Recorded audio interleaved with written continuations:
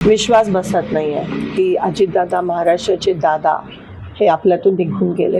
जेव्हा सकाळी न्यूज आली की प्लेन क्रॅश झाला, तेव्हा मनात सगळ्यांनी प्रार्थना केली की त्या प्लेनमध्ये अजितदादा नसावे किंवा उपचारासाठी हॉस्पिटलमध्ये.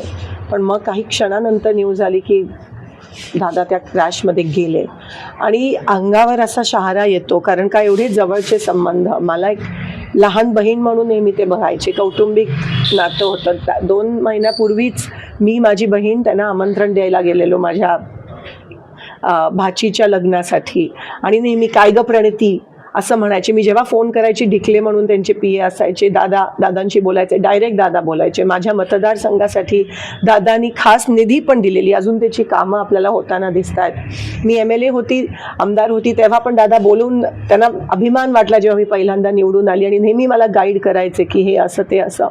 दादांची काम करण्याची पद्धत तुम्हाला सगळ्यांना माहिती आहे, अशी काम करण्याची पद्धत कोणाचीच नाही आहे आजपर्यंत महाराष्ट्रात. डायरेक्ट अधिकाऱ्यांना फोन करणं, डायरेक्ट कार्यकर्त्यांची कामं करणं, कुठेही किती लांब उभा असला तरी बोलवायला हाक मारून बोलवायचे, आणि प्रत्येक कार्यकर्त्याच्या मनात, हृदयात दादांनी एक जागा बनवली होती. आज कोणत्याही पक्षाचा असला तरी आज त्याच्या डोळ्यात अश्रू आलेत की दादा महाराष्ट्राचा अजितदादा नाही आहे. 2-3 महिन्यापासून दादा दिल खुलास बिनधास्त म्हणजे जगत होते. जिल्हा परिषद इलेक्शन्स आहेत, दादा एक वेळेसाठी खूप पर्टिक्युलर होते. जर 9ला मीटिंग असायची तर 9ला 10 मिनटं असताना ते तिथे उपस्थित असायचे, आणि सारखं एकदम हेक्टिक लाईफस्टाईल. ते ज्या विमानातून गेले, आज त्यांचा तो क्रॅश झाला, आणि ते पण बारामतीमध्ये स्वतःच्या गावात क्रॅश होणं, ह्याच्यापेक्षा धक्कादायक काय न्यूज असू शकते. ते विमान, त्याच विमानातून ते सोलापूरला अनेकदा आले. ते त्यांचं नेहमीचं सॉलिड विमान होतं VSR.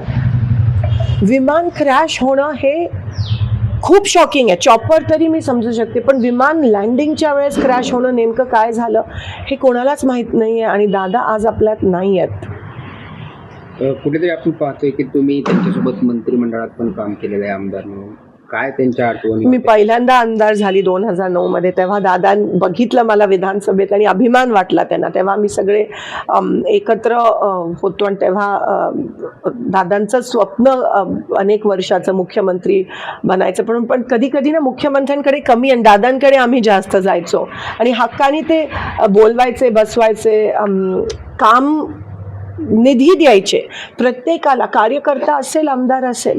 आणि दादांची काम करण्याची पद्धत मला माहिती आहे. बोरामणी एअरपोर्टसाठी जेव्हा मी त्यांच्याकडे सकाळीची वेळ दिलेली, आज फोन केला तर म्हणायचे उद्या ये तू, आपण करूयात.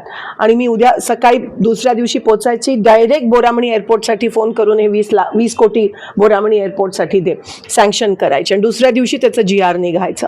हे विकास कामाबद्दल त्यांना एक जी जाणीव होती ना, कधी स्वार्थ, आणि एक घाव 2 तुकडे, जे काय ते तोंडावर बोलायचे, दिलखुलासपणे बोलायचे. एकाला जर एकाचं काम करायचं असेल, कोणत्याही पक्षात असते, तर ते दादा काम करायचे, आणि ह्याच्यामुळे त्यांच्यावर टीका पण अनेकदा झाली, पण दादांना त्याची पर्वा नसायची. आज पण ते ज्या पद्धतीत आपल्या लोकांसाठी, त्यांच्या लोकांसाठी वन फिरायचे प्रचारासाठी, कोणी बोलवलं तर लगेच जायचे, फोन उचलायचे. हे तुम्हाला दिसणार नाही अनेक लोकांमध्ये महाराष्ट्रात. आणि म्हणून आज एक खूप मोठी पोकळी निर्माण झाली आहे, कारण का दादा गेले. विश्वास होत नाही आहे. आता पण त्यांच्या मिसेस, आज पार्लमेंटचा पहिला दिवस आहे, आज प्रेसिडेन्शियल ॲड्रेस आहे, पण आम्ही काही जण जाऊ शकलो नाही जिल्हा परिषद इलेक्शनमुळे. तिथून त्या निघाल्यात, आणि पवार साहेब पण मला असं वाटतं तिथून दिल्लीवरून निघाले. सुप्रियाताई आहेत, आणि पुण्यात लँड होऊन मग बारामतीला बाय रोड येणार, कारण का बारामती एअरस्पेस बंद आहे. पण मला विश्वास होत नाही. आणि ते त्यांचं विमान, म्हणजे जे आपण म्हणतो की ट्विन इंजिन असायला पाहिजे, सॉलिड, ते त्या बाबतीत पर्टिक्युलर होते. आणि क्रॅश होणं बारामतीत, स्वतःच्या गावात, खूप मोठा लॉस महाराष्ट्राचा. लोकशाही मराठी ऐका, पहा, जागरूक रहा.